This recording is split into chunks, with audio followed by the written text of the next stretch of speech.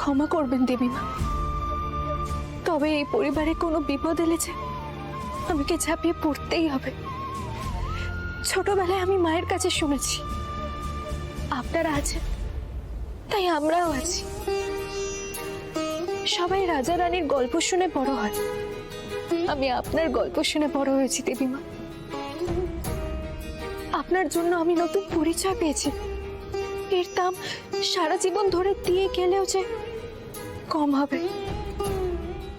বুঝলাম, তার মানে তুমি আমার শর্তে রাজি নও। দেবীমা, আপনি আমাকে যা করতে বলবেন আমি তাই করব, কিন্তু তুমি সবসময় মাথা নিচু করে দাঁড়াও কেন কুসুম?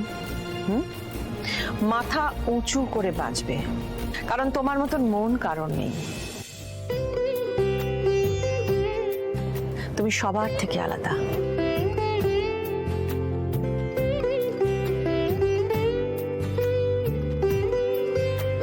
আমরা আজকাল আর কোনো কিছু দেখে অবাক হই না, জানো? তার কারণ অবাক হওয়ার মতন কারোর মধ্যে কিছু নেই। সবকিছু বড্ড মেকি, লোক দেখানো।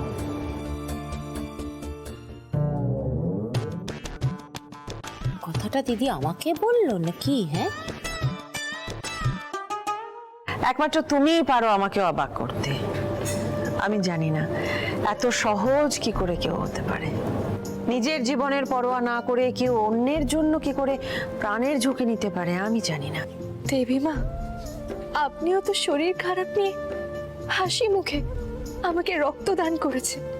আমি তো আপনার দেখানো পথেই হেঁটেছি।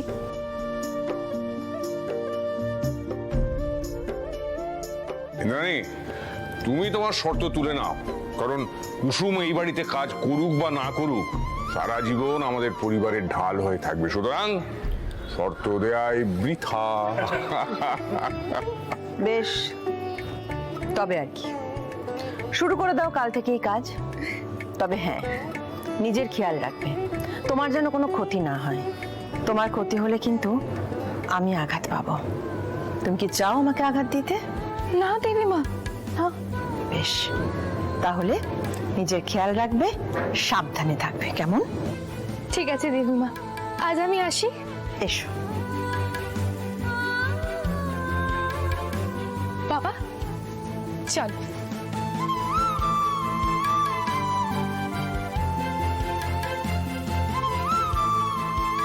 ইন্দ্রাণী, বলছি যে তোর ড্রাইভার তার মেয়ের জন্য একটা পাত্র খুঁজছিল না? তুই বারে বারে ভুলে যাচ্ছিস জয়িতা, ওর একটা পরিচয় আছে, ওর নাম কুসুম। কাল থেকে যদি তোকে কেউ জয়িতা না বলে এইভাবে ডাকতে শুরু করে